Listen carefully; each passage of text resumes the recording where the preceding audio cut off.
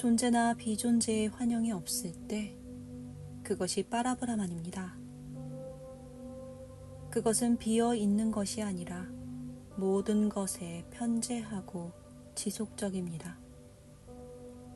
그 안에는 어떤 내가 있다에 맛도 없습니다.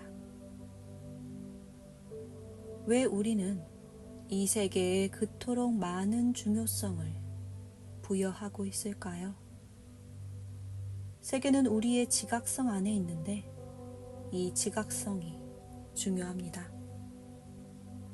존재성이나 세계에 대한 여러분의 사랑은 무지로 인한 것이고 참된 알미 있으면 그것이 사라질 것입니다. 인간들을 속이는 것이 마음입니다. 마음을 사용해서는 진리에 이르지 못합니다. 마음을 아는 자를 분별, 비백가라고 합니다. 마음은 유용하고 주된 행위자라고 하는 개념들은 올바른 분별이 아닙니다. 우리의 존재 혹은 현존의 느낌은 마음 이전인데 그 느낌을 사실들에서 분리시킨 것이 마음입니다. 여러분이 고통을 알게 되는 것은 마음 때문입니까? 아니면 마음 그 자체가 고통입니까? 마음 너머에는 신적인 내관의 몰입이 있습니다. 그래서 고통이 없습니다. 마음은 고통일 뿐인데 그것은 몸과의 동일시 때문입니다. 여러분은 마음이 없을 때 무슨 일이 일어날지 걱정합니다. 그렇다면 자궁 속에서나 여러분이 4살가량 때까지 마음이 있었는지 말해보십시오. 마음이 여러분의 몸 형상을 발육시켰습니까? 마음 없이 누가 여러분을 돌보았습니까? 마음을 아는 자는 마음이 없을 때 무슨 일이 일어날지 결코 걱정하지 않습니다.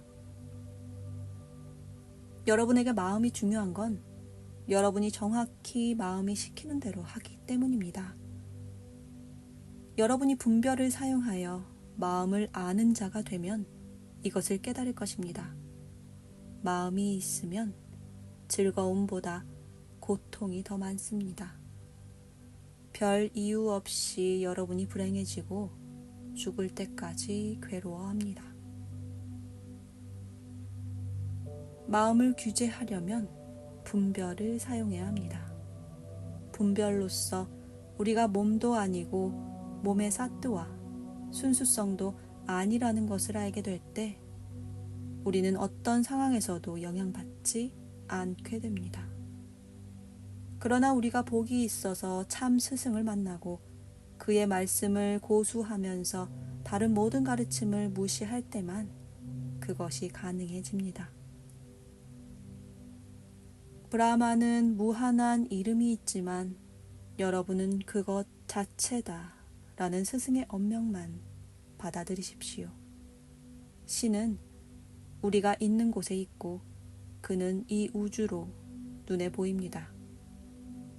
우리의 의식이 없으면 어떤 브라만도, 마야도, 신도, 심지어 개인적 영혼도 없습니다. 실은 여러분은 이름과 형상이 없지만 보고 들은 모든 것에 대해 마음에 새겨진 인상들로 인해 몸과의 동일시가 있습니다.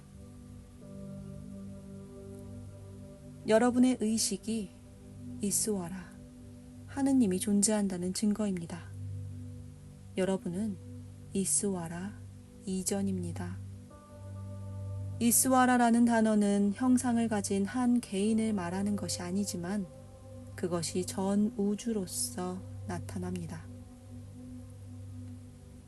여러분이 오래 살면서 많은 것들을 축적해도 끝에 가서는 아무것도 남지 않을 것입니다. 만일 여러분이 125세를 산다면 여러분의 상태는 6개월 내지 12개월이 된 아이와 비슷하겠죠. 자신도 모르게 똥을 싸고 오줌을 쌀 것입니다. 오래 사는 것이 너무 끔찍해 보여서 사람들이 여러분을 비웃게 될 것입니다. 이 세상 어디서나 존경받던 사람들도 늙으면 무시를 당합니다. 만일 평생토록 각광받는 상태로 남고 싶다면 적당한 나이까지만 살아야 합니다. 존재계의 본성은 바꿀 수 없고 괴로움을 최소화하기 위해서는 여러분 자신을 조정하면 됩니다. 마야는 결코 일어나지 않은 것을 뜻합니다. 존재하지 않는 것이 자신은 실제로 일정 기간 동안 살았다고 느꼈습니다. 이것은 마음의 이야기입니다. 마음에 대한 경험이 없을 때는 전혀 어떤 필요물도 없습니다.